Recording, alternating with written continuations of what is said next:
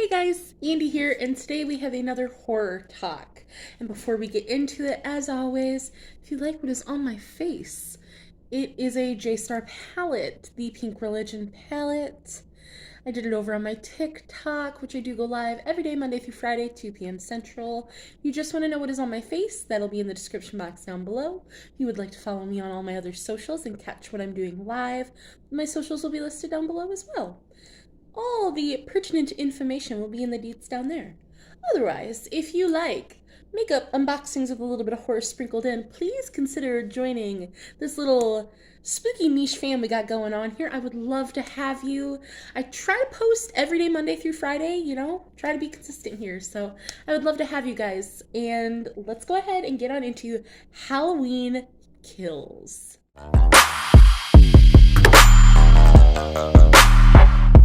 Alright, so Halloween Kills 2021.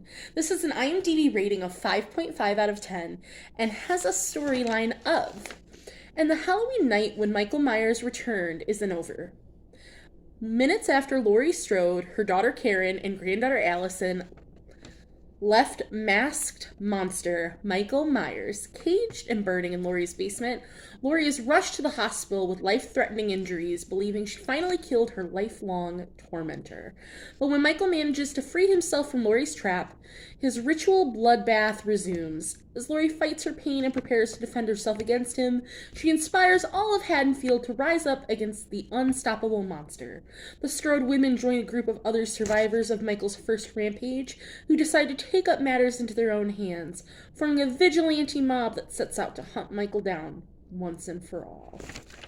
So, I have some interesting trivia here, at least. Again, I always think that the trivia is interesting, because if you've seen the movie, you should know the synopsis. If you haven't, the synopsis, you could just Google the movie anywhere. Trivia to do a little more niche digging for.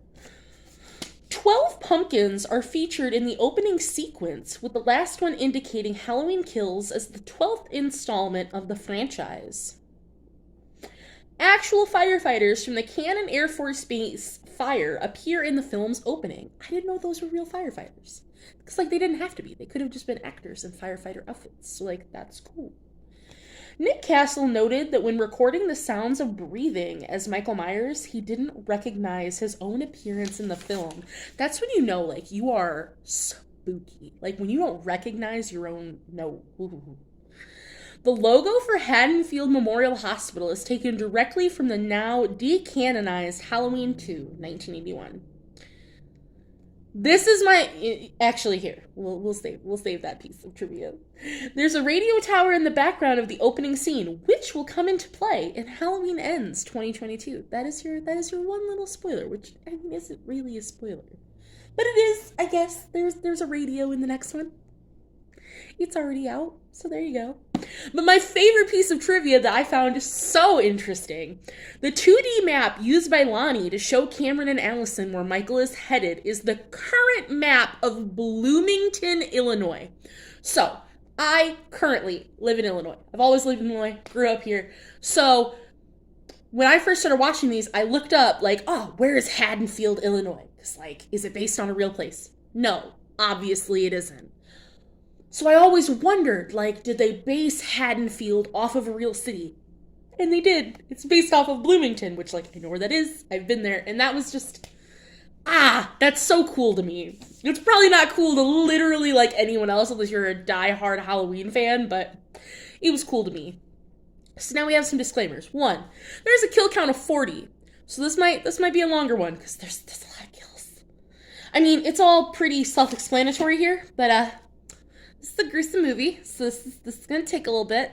So this is your warning. If you do not like the gory and gruesome and you don't want any more spoilers, if you don't want to continue, I totally understand. I appreciate you being here, and I will see you in the next one. If you would like to hear the spoilers and or you want the gory, gruesome details, we're going to go ahead and jump on in to the kill count, which again is 40 people. Went a little overboard, but not in a distasteful way, in my opinion. I loved how gory this movie was. This opening scene with the firefighters, chef's kiss. It was so good. Loved it. So we have firefighter Tom Bentley. He was bashed on the head with a fire hook by Michael. We have unnamed firefighter 1, 2, 3. They were all killed off screen by Michael. Unnamed firefighter 4 was stabbed in the eye with a fire hook. And unnamed firefighter 5, 6. So 4, 5, and 6 were all stabbed in the eye with a fire hook. Unnamed firefighter 7 was stabbed in the stomach with a fire hook. Unnamed firefighter 8 was hacked to death with a circular saw. Unnamed firefighter 9. Did I say 7 or 8? The last one was 8. 7 was the one with the stomach. Unnamed firefighter 9 was killed by Michael. So was firefighter 10. So that's all the firefighters. Now we just have Phil, was stabbed in the back several times by Michael. Sandra died of blood loss after being stabbed in the neck with a broken fluorescent tube light bulb by Michael. We have Dennis, who was decapitated off screen by Michael. Marion Chambers was stabbed to death with a kitchen knife, Michael. Marcus was stabbed in the eye with a kitchen knife by Michael. Vanessa accidentally shot herself in the head after Michael kicked the car door into her gun.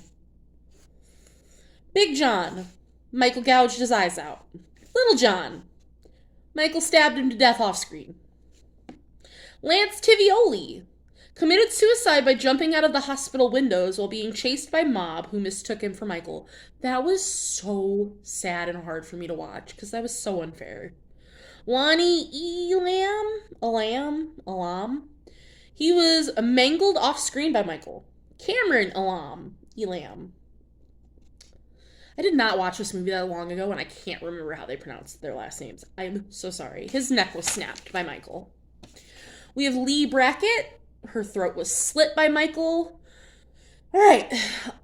Unnamed mom number 1, 2, 3. We're all had their throats slit. Unnamed mom member number 4 was slashed by Michael. Unnamed mom member number 5 was stabbed in the back by Michael. Unnamed mom member number 6 was killed by Michael. And this one is debatable because he is only seen injured in the movie. Mom member number 7 is slashed in the back by Michael. Mom member number 8 is killed off screen.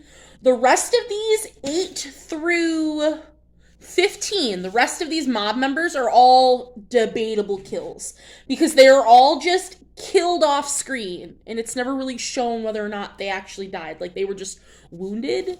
So we don't know if they were mortally wounded or what. And then we have Tommy Doyle. He was bashed on head with his own baseball bat by Michael. And then Karen Nelson, who was stabbed to death with a kitchen knife by Michael. And that concludes our 40 kill count. That didn't take us long because I grouped together a lot of the unnamed firefighters and mob members because it's all the same thing. I'm not going to list them all. Pedantics. So, I really enjoyed this movie. Overall, I thought it was really good. Like, it kept me interested the entire way through. I thought it was just gory enough to not be too over the top, but it still kept me interested in the story.